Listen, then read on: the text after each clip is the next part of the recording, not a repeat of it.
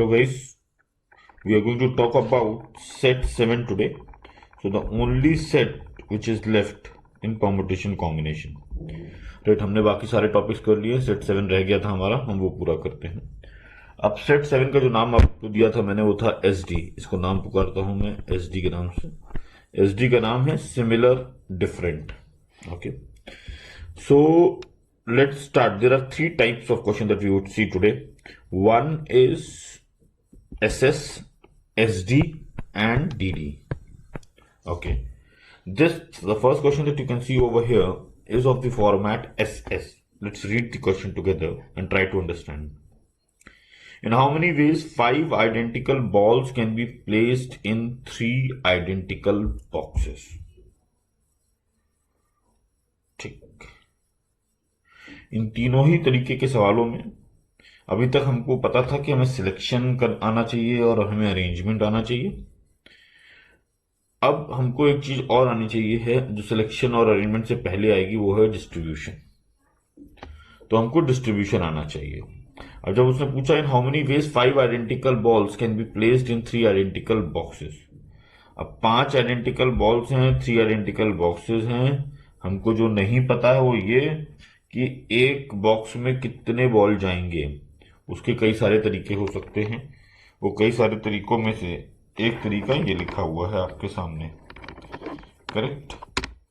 500, 410, 320, 311, 221। तो ये बहुत सारे तरीके आपके लिखे हुए हैं। तो हम इन पर्टिकुलर केसेस के लिए आंसर निकालेंगे।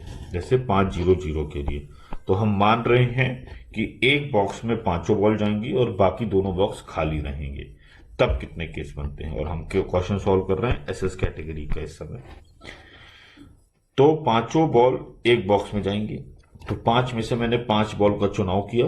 That happened in one way, isn't it?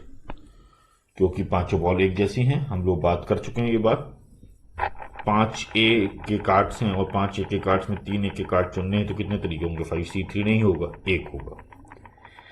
तो 5 में से 5 बॉल चुनी मैंने एक तरीके से। उन 5 बॉल के लिए बॉक्स चुना मैंने। बॉक्स तीनों एक जैसे दिख रहे हैं, तीनों एक कलर के एक जैसे बॉक्स दिख रहे हैं। तो बॉक्स का सिलेक्शन कितने तरीके से होगा? एक तरीके से होगा। बाकी बची हुई घटना में कुछ बचा ही नहीं क्योंकि बॉल बची नहीं। तो इस पूरी कहानी को मैं कहता हूं डिस्ट्रीब्यूशन।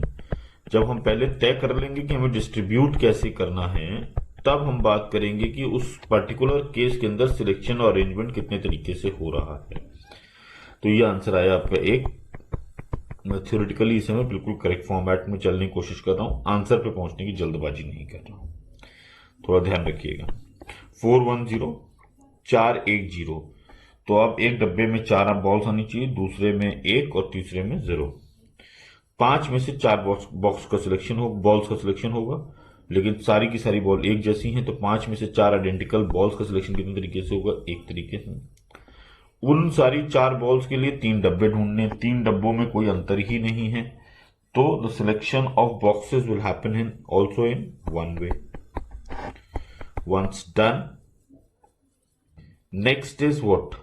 बची हुई एक बॉल में से एक बॉल का सिलेक्शन एक तरीके से होगा, उसके लिए बॉक्स का सिलेक्शन एक तरीके से होगा। Answer is 1। सिमिलरली 5 में से 3 बॉल का सिलेक्शन एक तरीके से होगा, उसके लिए बॉक्स का सिलेक्शन एक तरीके से होगा। बची हुई 2 में से 2 बॉल का सिलेक्शन एक तरीके से, उसके लिए बॉक्स का सिलेक्शन एक तरीके से। आंसर आया 1। 5 में से 3 बॉल, सारी सी बॉल एक जैसी दिखती हैं। तो आप जब एक केस और दूसरे केस में भिन्नता ही नहीं दिखा सकते हो कि 3 बॉल मेरे पास है और अगले केस में 3 बॉल एक साथ, सब एक जैसा ही, तो कितना हुआ? 1। अरेंजमेंट 1, ये कहानी भी हुई 1, और लास्ट वाली कहानी भी हुई 1। तो टोटल 5 केसेस में मैं ये काम कर सकूंगा। मैं डायरेक्ट एक एक करके 5 लिख सकता था, नहीं, लेकिन थ्योरेटिकली करेक्ट होने के लिए मैं यही लिखूंगा। Let's move to the next case which is SD. SD पे चलते हैं। एसडी का क्वेश्चन भी बिल्कुल सिमिलर है। In how many ways 5 identical balls can be placed in 3 different boxes? तो सिर्फ हल्का सा अंतर आया है क्या? 5 आइडेंटिकल बॉल्स हैं और 3 डिफरेंट बॉक्सेस हैं। हम अभी भी बिना फॉर्मूले के चलने की कोशिश करेंगे। फिर डिस्ट्रीब्यूशन हमने लिखा 500, 410, करेक्ट, 320, 221 और एक कोई हम भूल गए हैं 311, करेक्ट। अब ये वाला केस बहुत ध्यान से देखिएगा, यहीं पे सबसे ज्यादा गलतियां होती हैं। 5 में से 5 आइडेंटिकल बॉल, तो सोचिएगा बॉक्सेस अब आपके पास 3 कलर के हैं, एक रेड है, एक ब्लू है और एक ग्रीन है, और बॉल्स आपके पास एक जैसी दिखने वाली 5 बॉल्स हैं। हमने डिस्ट्रीब्यूशन साइकिल लिख लिया, 500 का आंसर निकालता हूं।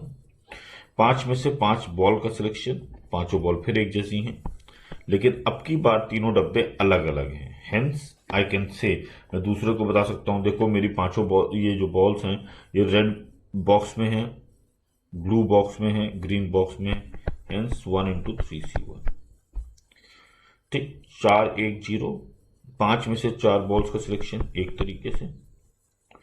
These 4 balls can be put into 3 different boxes, and boxes are of different colors, hence I can differentiate between them. Hence it will be what, 3C1. 1 out of 1 ball, again 1. The rest of the things will happen in one way. So this gives me answer 3. This gives me answer, sorry, 1 into 2C1. ये क्यों हुआ भाई? ये इसलिए हुआ क्योंकि एक ball जो आपने चुनी थी उसके पास भी 2 चॉइस हैं, तो अगर पहले 4 बॉल्स रेड में चले गए हैं तो अब ब्लू बॉक्स में जा सकता है या ग्रीन बॉक्स में जा सकता है, तो ये आया 6। 320, 5 में से 3 बॉल का सिलेक्शन, तीनों एक जैसी दिखती हैं, एक। चुनी हुई 3 बॉल के लिए कितने चॉइसेस हैं? मेरे पास 3 बॉक्स के चॉइसेस हैं, 3C1। 2 out of 2 balls can be picked in one way, and 1 out of the rest 2 box can be picked in 2C1 way, is equal to 6, correct. अब बच गए हमारे पास 2 केस, 221 और 311। बहुत ध्यान देखिएगा, सबसे इंपॉर्टेंट केस यही वाला है। लास्ट वाले केस में तो बहुत जल्दी से हो जाएगा, चिंता मत करिए। 221 के बारे में बात करते हैं। 221 में मैं 2 बॉल नहीं चुनूंगा, मैं उल्टा चलूंगा, मैं एक बॉल पहले चुनूंगा, ध्यान से देखिएगा। तो 5 में से एक बॉल का चुनाव एक तरीके से, and for the selected ball the boxes can be picked in 3C1 पे। Now, out of the rest 4 balls, 2 balls can be picked in one way only because the balls are identical. But what about the boxes? Do I have got 2 choices or 1 choice? अब आप सोचिए, आपके पास 2 choice आपको दिख रही होंगी कि भाई ये 2 बॉल्स रेड में डाली जा सकती हैं और ये 2 बॉल्स ब्लू में डाली जा सकती हैं। भाई अगर आप देखो दोनों बॉल आपने रेड में डाली तो उसी साथ में 2 बॉल आपने ब्लू में डाल दी। ये केस और पहले वाले ब्लू में डाल देने वाला और दूसरे वाल रेड में डाल देने वाला, वो केस एक ही है। हमको कहने के लिए 2 चॉइसेस हो रही हैं, 2 चॉइसेस नहीं हो रही, यहाँ एक चॉइस हो रही है। Hence answer is 3। यहां पे आपको कंफ्यूजन होगा। ठीक, इसको ऐसे भी कर सकता था, फैक्टोरियल 3 बाय फैक्टोरियल 2। यहाँ पे ये डबल 2 एक साथ हैं, जानबूझ के मैंने एक पहले पिक किया था। यहां पर भी 500 में देखिएगा डबल 0 है, इसलिए यहां पर आंसर आया है 3। 311 में मैं जानबूझ के 3 चुनूंगा। 3 balls out of the 5 balls, 1 way. Selection of box will happen in 3C1 वे। फिर वही 2 बॉल रह गई आपके पास, एक रेड बॉक्स है, एक ब्लू बॉल है। आप कह रहे हो एक बॉल मैंने पिक कर ली एक तरीके से। Now I have got 2 choices, मेरे पास 2 चॉइस है, मैं रेड में डालूं ब्लू में डालूं। नहीं, आप ओवरऑल रिजल्ट देखिए, आप ब्लू में डालोगे तो दूसरी बॉल रेड में दिखाई पड़ेगी, और रेड में डालोगे तो rest of the cases are 1 which is 3। तो फैक्टोरियल 3/2 यहां पे लगा, यहां पे लगा और यहां पे भी लगा, क्योंकि ये दोनों सेम चल रहे थे। इस केस में फैक्टोरियल 3 ही लगा, इस केस में फैक्टोरियल 3 ही लगा। ये थी फॉर्मूला लेस और आंसर आ गया हमारा 21। यही काम किया जा सकता था आसानी से, आपको आसान लगेगा, मैं आसान करता हूं। अब n+r-1, मैंने आपसे कहा था कि मैं 2 ही फॉर्मूले ऑलमोस्ट एक के बराबर फॉर्मूला इस्तेमाल करूंगा। एक NCR इस्तेमाल किया था परम्यूटेशन कॉम्बिनेशन में, और अब दूसरा कर रहा हूं। n+r-1 CR-1 से आपको यही आंसर आ सकता था, 5 + 3 - 1 C 3 - 1, which will give me 7C2, which will give me 21. अब इसका काउंटर अटैक देखिएगा।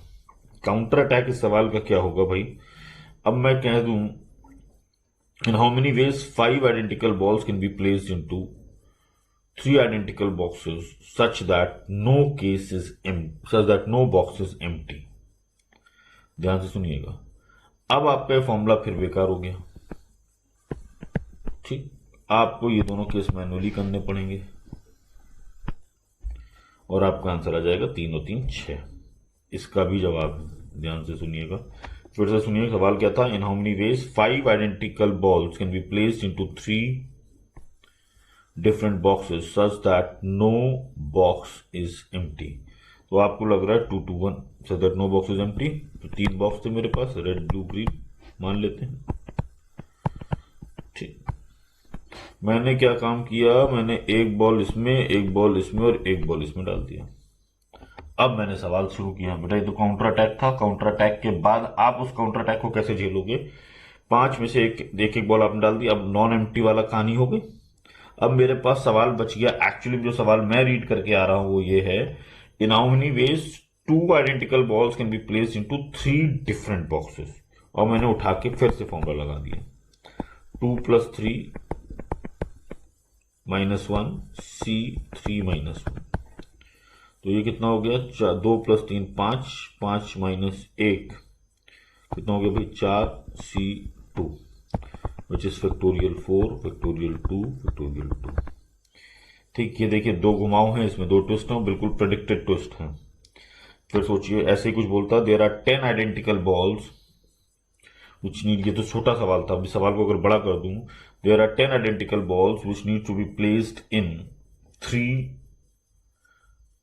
और let's say 5 different boxes such that no box is empty. अब मैं केस तो बनाऊंगा नहीं बैठ के, तो मैं क्या करूंगा, पहले 5 बॉक्स में एक एक बॉल डाल दूंगा और सवाल को 10 और 5 की जगह पे, तो 10 आइडेंटिकल और 5 डिफरेंट था, उस सवाल को छोटा करके बना दूंगा 5 आइडेंटिकल और 5 डिफरेंट, और 5 + 5 - 1 C5 - 1 वट एवर 9 C4 मुझे आंसर दे देगा। ये समझिएगा काउंटर अटैक था। ठीक, आ जाते हैं अपने लास्ट क्वेश्चन पे, D. In how many ways 5 different balls can be placed in 3 different boxes. तो आप यहां पे मान सकते हैं आपके पास 5 डिफरेंट बॉल्स हैं, कोई भी कलर लिख लीजिए, red green blue yellow white. 3 boxes हैं, 3 बॉक्सेस के भी अपने कलर हैं, red green blue. In how many ways it can be done. मैंने कहा था कि तीसरा वाला केस सबसे आसान है, पहला वाला केस का आंसर प्रेडिक्ट हो गया। अगली बार से आपको 5 0 0 लिखने की जरूरत ही नहीं, आपको मालूम ही है सिमिलैरिटी में आइडेंटिकल में 5 ही केस बनेंगे। एनी विच वेज इसको खत्म करते हैं। तो पहली बॉल से मैंने पूछा भाई how many choices you have got, उसने कहा मैं कहीं भी जा सकता हूं, मेरे पास 3 चॉइसेस है, 3C1। सेकेंड बॉल से पूछा तुम्हारे पास फर्स्ट वाला कहां गया कहां नहीं गया उससे कोई मतलब ही नहीं है, 3C1। तीसरे से पूछा उसने भी 3, चौथे ने भी 3, पांचवें ने भी 3, आंसर हो गया 3⁵। ये रहा मेरा डी वाला केस जो मैंने कहा था सबसे आसान है। So this completes the theory of permutation combination. Okay, thank you.